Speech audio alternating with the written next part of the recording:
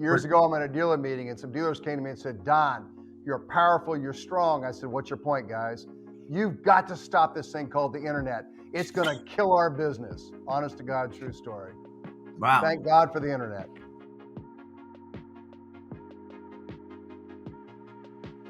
Welcome back, everybody. It is already episode 13 of the Wheelhouse, lucky number 13 here at the Wheelhouse. And we've got a very practical, very tactical discussion today, born straight out of operations in dealerships. And so to help us with that conversation today, first and foremost, we've got Jen Suzuki, president and founder of eDealer Solutions, Mr. President Don Hall, president of the Virginia Auto Dealers Association. Thank you once again. Kyle Mountsier from ASOTU, and Michael Wood, GM of Checkered Flag, Jaguar, Land Rover, maybe something else, VW perhaps, in Virginia Beach. All good brands. So joining us today, and along with an extra cast member, if you're viewing on video, of course, you'll notice Michael's bow tie. So we want to make sure that gets its own benefit as well. It's as fancy as the cars at his dealership. 100%. Before we get into, and really we've got like one big thing to unpack today, but before we get into that, I do always want to hear from our panel who's out there every day.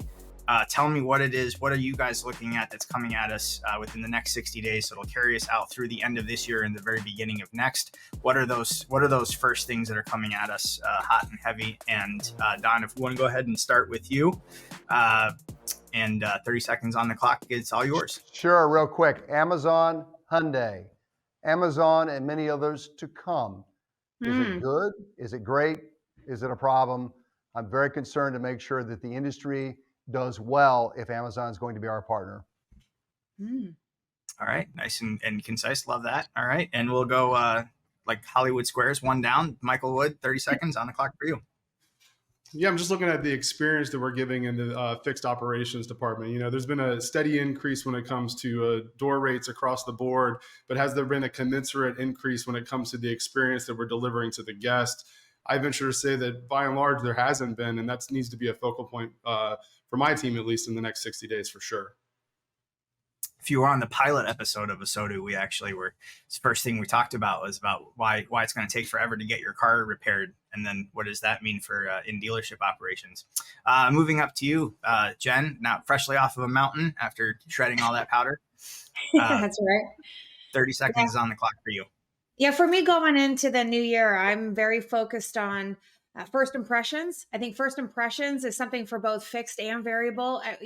That is the foundation for a winning relationship. And a lot of times we miss out on a proper first impression. But I would tighten up sales processes, service and sales this year. You know, a lot of we're coming off this time where people weren't demoing and not doing walk around, didn't know their product. And now, going into the new year, got to have a new, fresh game plan, new phone process, new internet sales process. Okay. And that was good because you were going to take us right at Thunder Stealer. Okay. Take it easy over there. All right. And best for last, Kyle. 30 seconds on the clock for you, Kyle. So outside of the fact that we're going to see more Christmas party photos on LinkedIn and Facebook over the next week than we can shake a stick at, I'm really watching out for the fact that new car sales and incentives are going to be at an all-time high in this December because we have inventory and a heavy sales time again. And I'm watching for used car managers and appraisers to be watching used car values as they dip and wondering if we have water in January or whether we're right in our cars and can have a great used car Q1. Oh my gosh. If this was a whole other episode, I would say that not always do new car incentives have a direct impact on the pre-owned value. Because how many times have you seen a pre-owned car get sold for more than we could buy a new one for? But all right, we're gonna stay on focus. Okay. All right. So exactly what you guys have sort of been leading towards is we know that we need to adapt. We know that things need to change, but we don't often quantify the how and the why. So today we are picking on our lead response process, and what is that, and why would it change? And this was really inspired by a conversation that I had with Jen when she was advising me on doing exactly the same thing, and I was kind of at a wit's end as far as what and why, and it really took a foundational look at let's change things and some actionable things. Everything we're going to talk about in this show, if you're listening, you're at a dealership, these are 100% things you can take to the store today and contemplate changing to that or a form of that, or at least having a discussion about it. Things we're not going to talk about. We're not going to talk about when the last time that you've read through your templates are, because hopefully you don't really have templates, and hopefully that if you do, you do read through them constantly. We're not going to be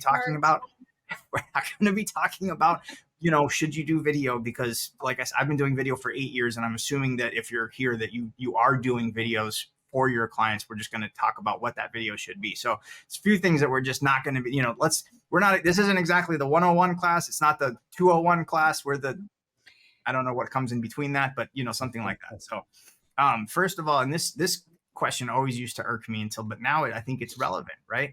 So what constitutes, what makes a lead? What constitutes a lead? What actually comes into the dealership and you say this is a lead? So essentially someone, regardless if they're on their own 2 feet walking in or not, what becomes a lead?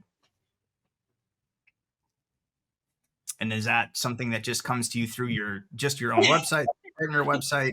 If it's a website, it's a chat, it's a call, it's an email. I mean, it's a lot of those things. Yeah, of course, people that walk in, so you hear somebody say something like, oh, my neighbor was just talking. I mean, anything's a lead. Can we agree that it's a way for someone to try and establish contact with the dealership and have and try and have some type of conversation or relationship with the dealership? No, I totally disagree. And I'll tell you why, because if you're not out there prospecting your own leads, these are people that are not in the market. These are your customers in your queue, in your database. You're not going after them. Okay. Because those are leads. Okay. So see, there we go. Now we already have some differences in what leads actually can be and where we can look for them.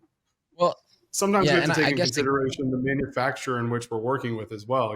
For instance, with certain manufacturers that require MAP pricing, for those of us in the negotiation free world that want to be able to dictate the price we want to our consumer, we're often constrained by the need to have that one-to-one relationship before we can display that transparent pricing to the consumer. And that generates a quote unquote lead, but really it wasn't a lead.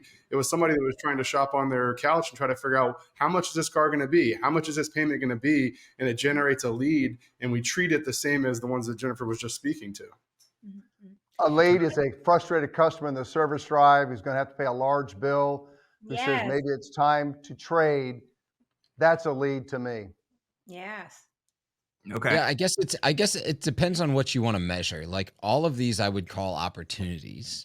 But historically in our business, we classify a lead by its source so that we can track it, measure it, understand how we communicate with the person on the other side of this quote unquote lead.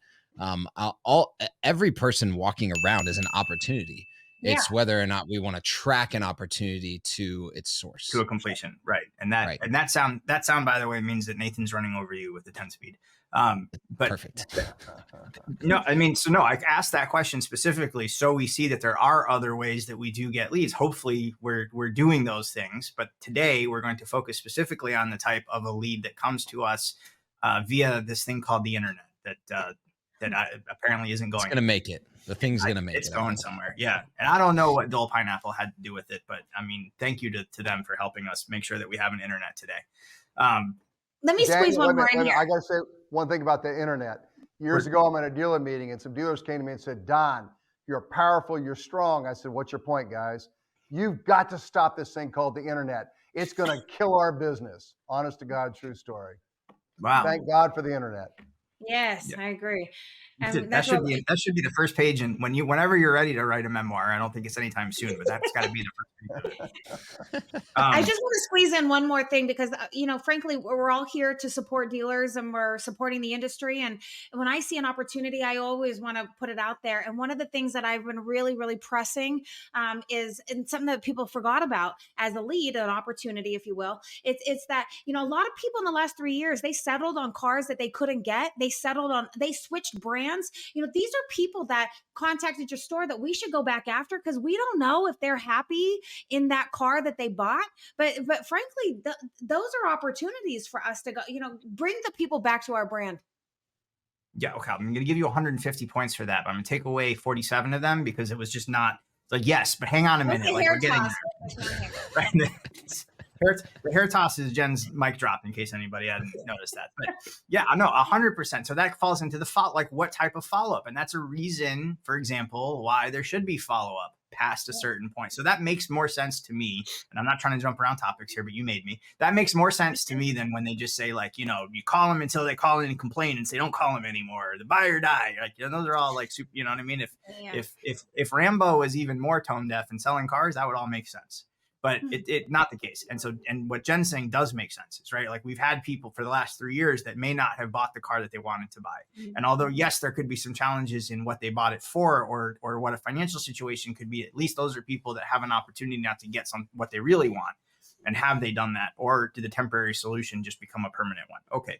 And that's the thing going into this year is there's got to be a game plan for all of these, because a lot of times you're waiting. You know, you see salespeople. I'm in dealerships every single week. There's salespeople standing around. They don't know what to do. They're on their Instagram all day, and it's time management. And that's why I love this topic. There's so many opportunities to go after and to keep everybody busy. And going into this next year, I'm always worried about people's pay plans. And people felt the heat on the cuts in the pay plan this past year. You know, and so now like we got to fire it back up. And this is a great topic for today, because you know it's a good time to reset, rethink the strategy on how you're handling all of this stuff, and how you're going after all this business. But okay, dial back into your internet leads. Okay. No, I think we'll come back to it. I think we'll have an episode on pay plans, because it's seriously been such a like forbidden topic before, but there's definitely some good adapted ones for the economy that we're in and going towards. Okay.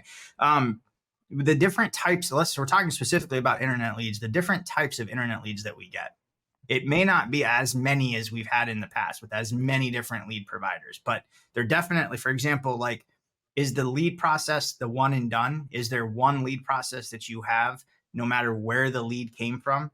If it came from AutoTrader, who, by the way, will tell you they're not a lead generating website, they're a display website. Occasionally you get leads from them. Or if it came from a lead generating website, or if it came from digital retailing, do these different channels that a customer chose to email through, does that affect how you respond to them? Absolutely. I mean, based on where the customer is, it should be how you respond to them. I mean, if it's an AutoTrader lead, you need to identify what the primary question was that caused them to actually generate the lead to begin with.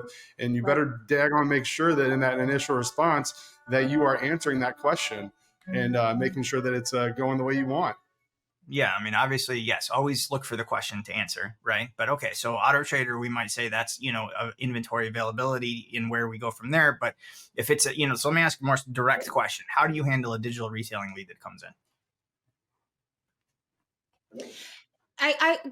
I'll just point this out too, that, you know, a lot of times we don't really think about the customer journey before they landed, you know, in your lap. And so this can help you adjust, make adjustments to your sales process based on the source, which I agree, you know, and I'll pick up on that digital retailing too, because a lot of times people will start that process and it's evolved over time and changed. And, you know, Brian Kramer used to say, get out of their way. Don't even interfere, you know, whereas today, you know, our BDC is handling a lot of these, and of course they want to get an appointment. So of course they're going to interfere. And anyway, I would challenge the thinking of this. You know, the customers, they go on different sites for different reasons. And I'll give you an example. Car Gurus, AutoTrader, these third-party sources, a lot of times they have not picked out a car. Like they haven't even picked out a brand. That's why they're on these sources. So that tells you something. And that actually changes your needs assessment questions. It changes the value that you bring to the table. It changes how you interact with this customer. They don't even freaking know what they want. And that's good for you. But that's why they're low. That's why they take so long to buy, you know, because they're just starting the research and everything. So if I'm a customer and I'm a little down the funnel, I'm going to start to choose a manufacturer site if I've already picked a brand. Once I pick the brand, I'm on the manufacturer side. I'm not on AutoTrader. I'm not on Car Guru. You know what I'm saying? So that means I'm coming down the funnel. So now I need to have different questions, different value. They've now picked a brand. So I don't need to sell brand. I don't need to bring them over to our brand, which I probably would have done when I was on Car Gurus. And anyway, now they picked a brand, but they don't have a dealership yet. So now I need to sell the dealership on those kind of customers. That's going to help me create better content, more structured, more pointed. So, you know, I can get this appointment and everything. and then just think about it. Then they land on your website. You got website leads. A lot of times these are going to convert at a higher rate. Why? Because they're lower down in the funnel. They've not only picked a brand, but they picked a dealership. Now all you got to do is sell you. And exactly. And I agree with everything. I'm going to pick on let's extract one thing that you said, right? And by the way, Don, where I'd love your input here too, is because you're often representing the dealer body to the powers that be. And I'd like this to, certainly for your input, but also to illustrate the attempt of dealers to truly serve the public in their buying journey. But when you said, Jen, that the BDC is always looking for appointments, would bring me to my next question. Who's handling internet leads in your store? In my store, it's the product specialist is what we call them, or the sales associates. We don't have a BDC. Okay. I think, okay, so that goes back to my original, back to opportunity versus lead. And I think that's like, DG, you and I we've talked about this a little bit, but it's like to the same thing with the product specialist, handles everything. If there's an opportunity in the world, the God's honest truth is 99.9% of people are interacting with some way with vehicles in the internet. They've probably called somebody, might be you, might be a friend. They've all interacted with all of the communication methods that we currently have to get in touch with the dealership. So why would anybody other than the person that can ultimately help them at the point of opportunity? I'm the only thing that I have to say on the journey, and you asked the questions, how do you handle a digital retailing lead, is I think we give everything all too much credit. There's definitely more people that are buying the car that they actually select to put in a lead. But last time I checked, most customers are putting in multiple leads on multiple cars over multiple days in succession.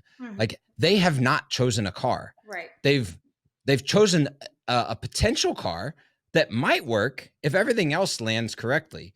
That's why they're calculating payments, doing trade values, reaching out to multiple dealers, seeing who connects with them, seeing who contacts them first. And I think that we credit too much the point of interaction as opposed to understanding that the customer journey is extremely fluid, and that connection is the most important thing. Actually, and maybe this will migrate us to the next kind of topic, but in data research that I've done from some BDCs, I actually did a Q3 business review with a group, and of the lead sources where contact rate was under 50% of that lead source, the average time to close on that on those lead sources was anywhere between 8 and 10 days. Of lead sources that they got in touch anywhere between 50 and 80%, the time to close was plus or minus 1 on 7 days, so anywhere from 6 to 8. And then if the contact rate got up over 90%, the time to close was under 2.5 days, meaning everything is up to connecting with customers. And so I think that being our ultimate target drives a lot more intent, and we can meet them where they're at because the sales process is fluid. Right. And the question is what we're willing to view as meaningful contact. Right. So, I mean, are you saying contacted off of first? Two-way. Yeah. Two-way. Okay. Yep, two-way. And then Don, I'm sorry, it looked like we cut you off early. So quick comment. I mean, number one, by and large today, people are so payment conscious for the obvious reason. The price of cars are up there. It's a shock value. And so oftentimes you'll hear people saying, well, we switched from this car to that car. And why do they do it? Because they get a payment within their budget. Family budgets are very tight these days, has a lot to do with it. Secondly, we live in an environment today where service is sort of non-existent. When you go into large retail establishments needing help, experts to answer questions, tough to find it. So people make the assumption they go to the car dealership, it's sort of the same way. Like everything else, we do our stuff online. Why? Because nobody can answer our questions. Nobody can really help us out because we've been trained that way to accept that. And so I think we have to reestablish with customers that, look, we're here to serve you and your needs. And what I'm going to ask you are questions that are going to allow me to understand better about your needs and what you're looking for. We know in the best world you want to drive this car, but your needs may dictate something a little different. And my job is to make sure that you walk out here as the happiest customer, feeling service beyond anything you could ever imagine in today's environment. And that's what dealerships are about. We care about people and their driving experience. We want you to leave here very happy and send us referrals because you are so happy with the buying experience.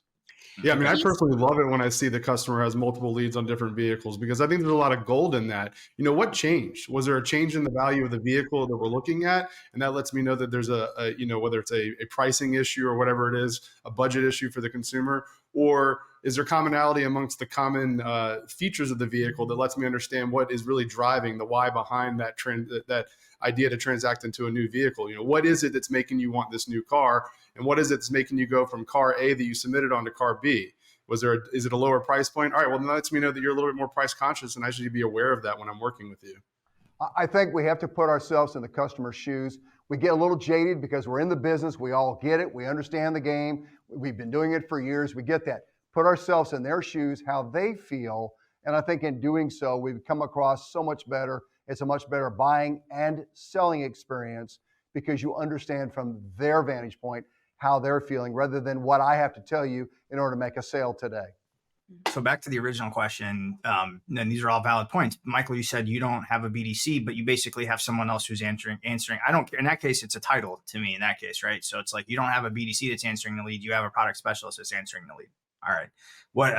The point is, the product specialist is the sales associate. They're not a BDC agent or anything like that. They're the person that would not only pencil the vehicle, they're the person that's going to present the menu to the customer. They're the person that's going to go over the law contract with the customer, and they're also the same person that's going to deliver it. Okay. So it is. Okay. So that's, see, it's an issue of titles. You know what I mean? It's all right. I got it. Okay. But we are saying the same thing. It's a salesperson, right? I mean, and I think it's about time. Here's a personal opinion. And it's about time in the industry that we just make a starting salespeople should handle internet leads.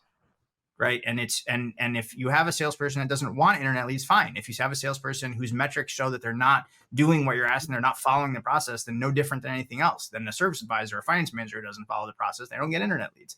But as a starting point into the industry, can we have salespeople you're going to be a salesperson in a dealership, and until proven otherwise, you can handle internet leads? Fair? I'm going to blow your head a little bit more and add another title in there. So we delineate from product specialist and what we confirm as an elite product specialist. And so our product specialist is going to be the one that just starts into the business, and they're not going to be handling the internet lead yet because they barely know how to handle a floor up. But once they're promoted to the elite level where they're actually doing the menu disclosures themselves as well, that's at the point in time we've deemed that they can handle the internet lead as well. So then do they have flair then? Do they get 15 points of flair? Yeah, 100%. Yeah, now you're elite. When you take the data, that Kyle had mentioned, and you think of about it from those terms, those first, I would say 10 days, based on what you said, right? 10 days is the most critical time to get in contact with people, and then to, show that you care, that we're asking the right questions, to show an interest and identify options. We do know we have a value issue because the cars have changed, they have evolved, they have better tech, safety features and everything like that. And the price did go up.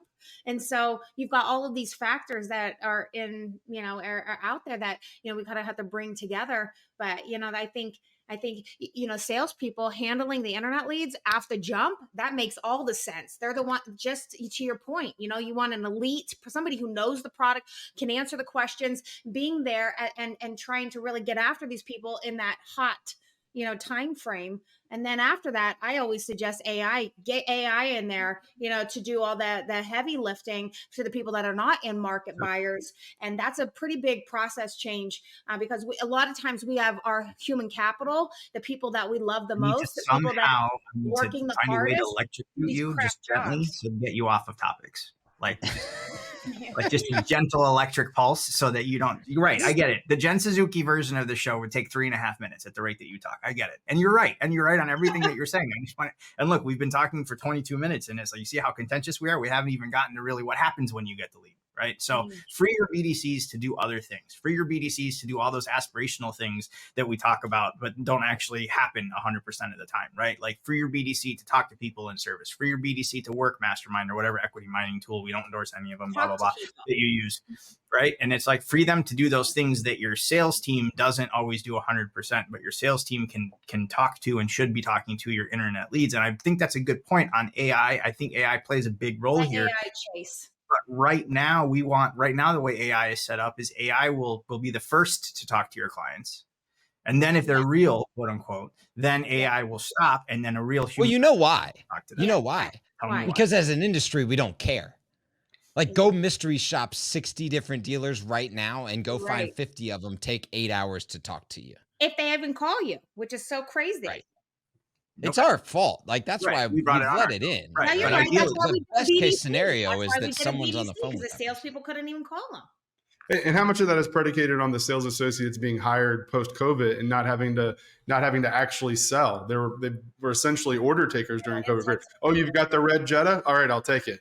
How much of those have actually been given the skill set necessary to take the person down the funnel, to be able to identify the different lead source and say, hey, I should probably talk to you a little differently than I talk to the person that walked through the front door. So DG, you said it earlier, another show, another time. The way we pay and the cancer we live under, called the 30-day cycle, it throws a lot of good things out the window, out the door, because we're all driven about, we got to close big, we got to hit these numbers, we're going to do it. And then we throw out all these great things that we can use to make a better buying experience. Now we've got federal legislators, state legislators coming after us for lots of dumb things, because everything's based on 30 days and how we get paid. And I'm just moving iron quick, because that's how I get paid, baby. I don't have time. I hear what you're saying, Kyle. I don't have time right now, baby. I'm moving cars. Leave me alone. Let me move cars. Yeah. And then we overlook it. It's our cancer. 30 days. No, we're going to put a peg in that. And somehow the average salesperson still only sells one every 3 days. Magic. Okay, so now you're going to get me excited. So now we've got this is we're going to wind up being our Christmas special. All right, so now we have a salesperson, right? And it's always talk about, like, someone who's hungry, right? And it's like, we all know the difference of being hungry and you're still hungry, but the only thing to really eat is celery or white chocolate, and I'm still hungry, but neither of those things really work for me. Right. And white chocolate's not really chocolate. I'll die on that hill. Don't start with that. So the point is like, I want to be able to we want salespeople to respond to the clients that are coming to us through leads, but I want to keep the salespeople genuinely interested in doing that.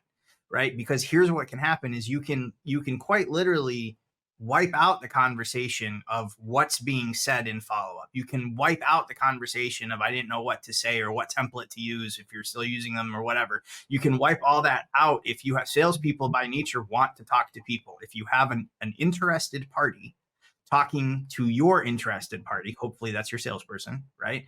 The conversation should sort of naturally follow a course of a conversation, and whatever your sales process should be at that point, fine.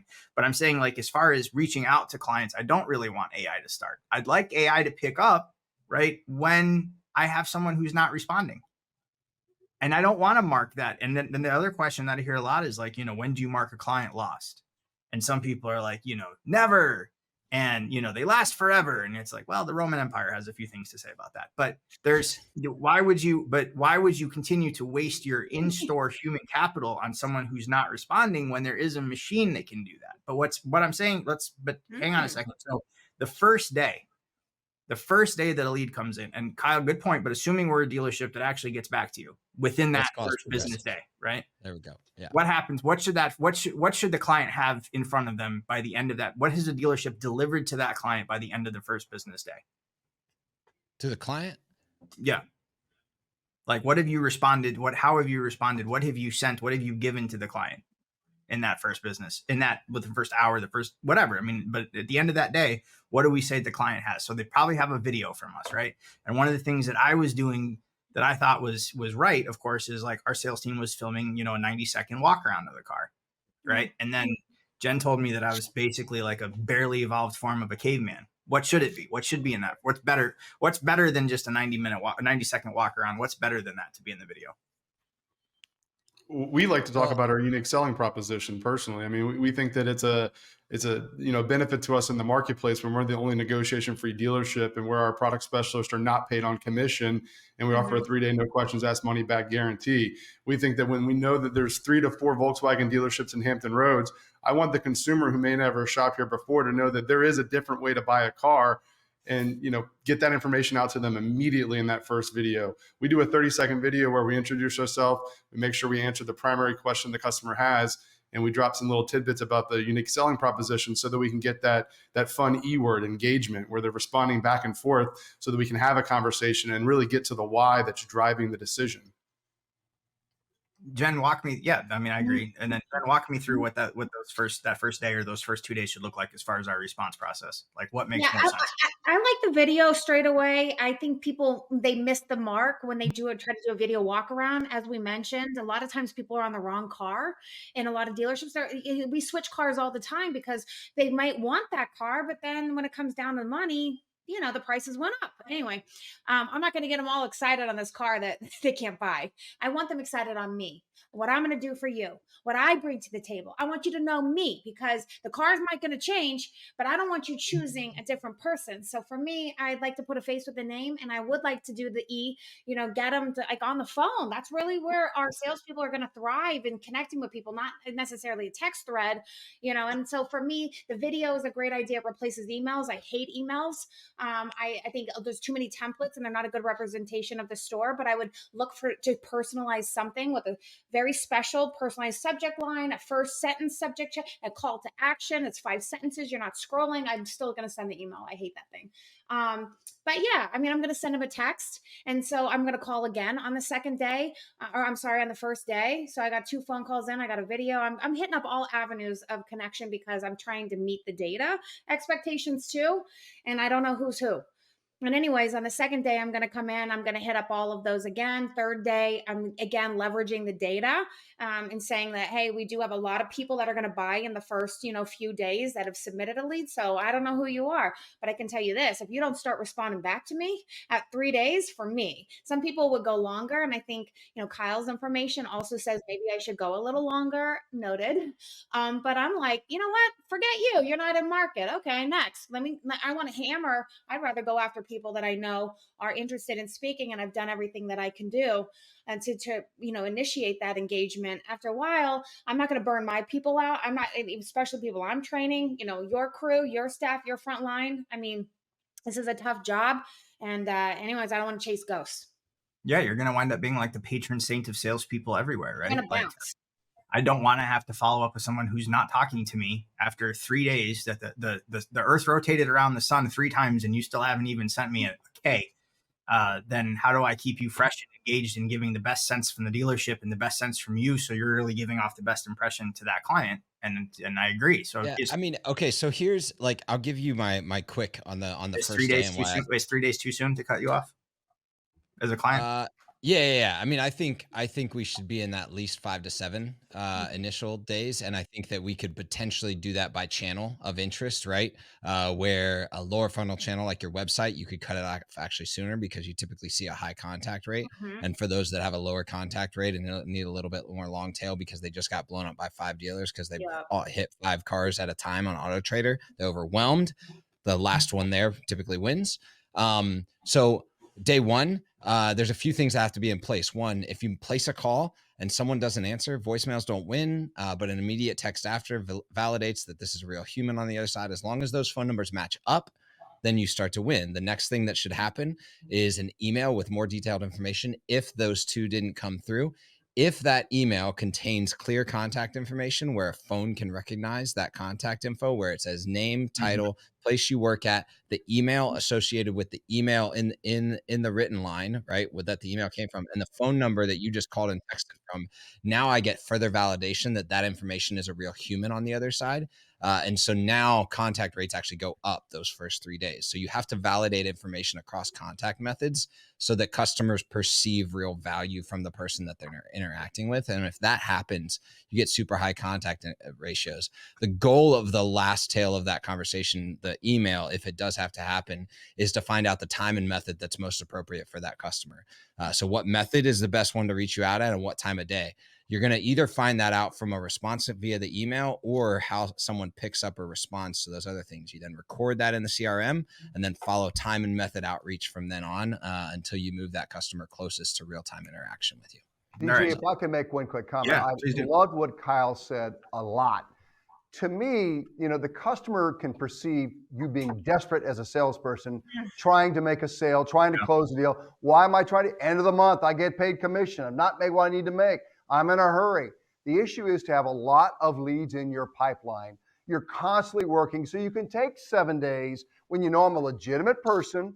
You can take that time to work through these processes in order to consummate a sale. But I've got other ones that I'm working. There's a tendency of, look, if I can't get it done in 2 or 3 days, I'm out of here because I got to get to the next one. No, have a lot working at one time. One other quick comment. Michael Wood is being a little bit humble, but in Virginia, and I represent every new car dealer in Virginia, and I've got dealer friends all over the United States of America. His organization is extraordinarily unique. I don't have any other Virginia dealer doing to the degree of what they do, which is ultimately the answer to a lot of these problems that we're talking about. So though he's not able to articulate and get into real depth, understand clearly that model, for those of you listening today, that model is our future. It was our beginning, coincidentally, long ago, long before my time in the car business, but it is the future of where we're going to be and how we deal with customers going forward. So listen to Michael's comments because he's doing it right, and Checkered Flag is an incredible organization in Virginia and in the country in what they do. Thanks, Mr. Hall. Yeah, give me some snaps on that one. That was came in with an air flip. I don't know if you saw it there, but he flipped his hair back right last time I had running through walls for the freedom of cars that we sell, and then this time it's we're all going to go work for Michael. Yeah, and I also want to just say, like, we're often frequently talking about an easy objection, which is money. Want to point, and since COVID, actually one of the same objections that's there, and I don't think it's talked about enough, is the availability of an option. Right. I want this car if it has, et cetera. Right. I see it on the website. I built it in the car. I've seen my friends that has it. Right. My neighbor just got one. It has the blah, blah, blah. Right. And there's currently that blah, blah, blah is unconstrained. And then it's not available on the car that you want, or it's not available currently, or it's not right. So I think option availability more and more, because of how options have become integral to the driving and ownership experience of a car, right? High value options or high value packages. That is absolutely a deciding factor in how and why people choose to purchase vehicles. And if it's not available, if you don't, not just because you don't have a car, but because the factory is not producing it right now, that's also an objection that has to be dealt with. But assuming, at what point essentially, right? How does my follow-up change? Why do I so if it's 5 to 7 days and then it goes to AI, fine, but whatever, how long am I continuing to follow up with that client? But more importantly, not just how long, what changes as the time goes on that I'm following? And the two people really responsible for me thinking about that, one is Jen and the other is Jason Rice, right? What changes the older that lead goes? What should change in those following stages? And I imagine, like, Michael, you probably get to that a little bit sooner, right? Because people are like, you're telling them like, this is the price, right? And then it's kind of like, well, what do we talk about then? Right. But so the longer it goes, what should the conversation be changing to? And at what point do we ever reset the table entirely and then just start over? Yeah, no, I mean, we definitely get to the price right out of the beginning with everybody. But unfortunately, given that we are one of the only ones that do it the way we do in Virginia, we're constantly having to try to make the consumer understand that this is actually real. Like you come in, it is going to be the price that you see online. There's not going to be a bait and switch that's going to occur. And, if you buy one from us, great. If not, we're going to part as friends to try again in the future. And it's just a unique, experience for the consumer that once they buy once from us, we definitely see them coming back, because they'll constantly tell us, like, man, I don't ever want to go back to the old way of buying cars. But it's just getting them in and making them understand that the way we do it is actually real, that you can buy a car without having to be an ideal negotiator. Just because Mr. Hall might be a better negotiator than I doesn't mean that he deserves a better price on a car. It's a commodity just like a loaf of bread. Mm-hmm. And I think also there's a misperception that people think that means that just because you're a one price store that you're selling your cars for less. Right. I mean, you sold it's cars. Definitely a misconception. I mean, prior to COVID, we saw that we were continually increasing our profitability. And, I actually looked at COVID as a negative thing for us, because the lack of inventory kind of leveled the playing field and made pretty much everybody negotiation free ostensibly. And it kind of took our unique selling proposition away from us. And that's kind of one of the hard things we're going through right now, is that we're going to have to go to price points that we did back in 2016 when we initially went to negotiation free, meaning that we will have to be the best price so that we can buy some of those opportunities to show customers again, hey, wait a minute, we know that we've been saying we're negotiation free, and so have our competitors, but in 2024, we actually are negotiation free, and here's your upfront transparent price. You also sold cars for over sticker. We did, yeah. Mm-hmm. The interesting thing, so my stores, before I left the retail side of the business, went to this, and we're on it for quite some time before before COVID. The reality that happens is that unique selling proposition of the experience is actually heightened over the price point. You actually get afforded the ability for your customers to actually bring your prices back up over time. And so as everybody else races to the bottom, you actually can sell back into experience on the non-negotiation. You may lose a few customers, but you only need a subset that believe that buying a car your way is the best. So just an encouragement there. I've seen it go the other way as where you can drive a premium. I mean, go look at Apple. Like, they drive a premium because the people that buy from them understand that the experience and the product is exactly what they want. So, and plus, when you pay the person differently too, like when they're incentivized to find you the least expensive vehicle that best fits your needs, as opposed to saying, I've got this 2019 Honda Accord that's got an $8,000 front end on it. That's the car you're buying today, Kyle, whether you came in on a Toyota Sienna or not. You know, when you're actually listening to the customer and trying to connect the whys with their transactions with the vehicle that they want to purchase, you're only going to be that much more successful because you're actually listening to them for once, instead of trying to stuff a vehicle down their throat that doesn't fix any problems for them. Interesting enough, CarMax started here in Richmond, Virginia. It's where it was headquartered, where it started. I remember so many years ago, my dealer said, Don, you got to fight them. This is wrong. This is bad. CarMax has had the model we're talking about since their inception. And I will tell you, because we get their public statements, you pay more for the cars at CarMax than you do anywhere else. And yet they're successful nationwide, and people love the buying experience. Do not underestimate that it makes a difference, and underestimate how they have sort of led the way and something that is, unique in the new car ranks. And yet CarMax is very successful doing it. And people pay for their own dealer trades. It's nuts. I mean, if you look at registration data in the state of Virginia, they're 9 of the 10 largest used car volume dealers in the state of Virginia. There's no bigger testament you need than that says the customers want to transact that way. And kind of going back to that and circling back on your question, which was about, following up after 5-7 days, what are you going to do? Everything that you guys keep mentioning for me is the testament to what I'm about to say. A lot of times we put these templates into high gear, and they just start blasting out all these templates, and it's what it is. It's what you said earlier. If you start to look too thirsty, you look so hungry, the people don't like that. You're missing the mark. A lot of people that don't respond back to you, they're not in market. They had to put in a form to get a price. They had to unlock something to get what they wanted, and that created a lead, and they're not ready. So now we're over here like chasing them. I mean, look, I'm going to chase them hard. I'm in sales. I want the deal, but after 3 days, I'm not saying bye, talk to you never. What I'm doing is I'm saying, let's change the messaging.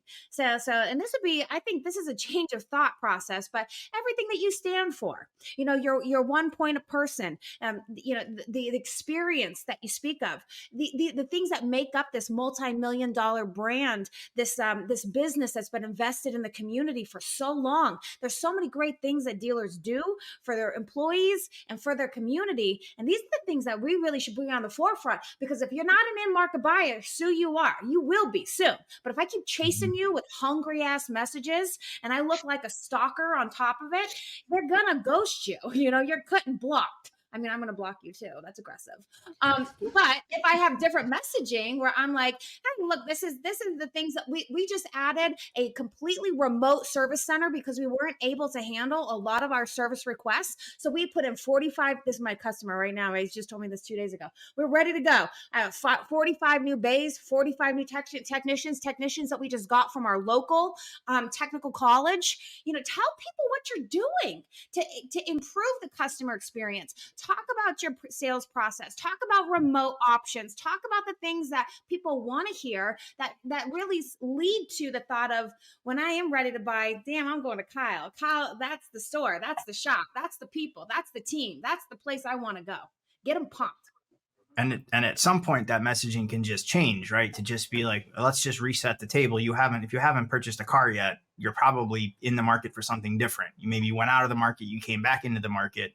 But I think after X amount of time, 100 days, whatever it would be, that like we can just start sending that. Hopefully my AI tool is sending you messaging about how we are the place to go to. What you're saying is, yes, choose us, right? We used to call it selection, right? Select me as your salesperson, select this dealership, so that even if your quest has changed for what vehicle will make you happy, that you're still considering that I'm still the one to do that for you. Even if you submitted your lead on a Toyota and I'm not, and that's not what you want anymore. Like I still want to be communicating with you and I still want to be the one to help you. If you genuinely mean that, then that should be also the topic of our conversation. I want to be respectful of everyone's time. This has been by far we are 50% over our time as it goes. And obviously this conversation can go a lot in a lot of different ways, but set your BDC free to do more important things in the dealership. Give your salespeople the power and the initiative to handle your internet leads. Don't make them keep following up and wasting energy that they don't have, and make sure that your messaging is consistent with at least saying like, hey, I understand maybe you didn't know what you were doing when you found us online, but like we'd still love to help you. And if you can just talk to us, we promise you that we won't waste your time, and we can actually promise you that there's other examples out there of other ways to do it, but we promise you we don't want to waste your time. We want you with the car that you're going to be happy with. Just give me the opportunity to show that to you. Final burning desires from around the horn. And find Control F, type in inquiry, delete. Never say the word inquiry again in your communications with customers, or please. Lead. I got your internet lead. I'm like, I got your lead. I got your inquiry. Just cancel as a lead. What do you want them to say instead of inquiry? Looks like you were interested. Okay. I saw you were researching. All right. Just asking. Okay. All right. Don, Michael, any final parting shots? I hope that dealers will take care of their staff like they're their own family members. And if they aren't doing it in 23, that 24, they make sure that every staff member feels like they're part of the family, the part we love, and take care of them, because we don't succeed without good, solid individuals who love the business and love working for whatever dealership they work for. Yeah, I think that dealers and GMs would be wise to stop trying to force the consumers into the box that we find most profitable, and instead try to create a box that actually listens to how the customer wants to transact and make that profitable. Okay. All right. Well, it looks like we also found ourselves another hot topic that we'll be handling coming up, and that's the topic of how are we compensating our people who are doing that.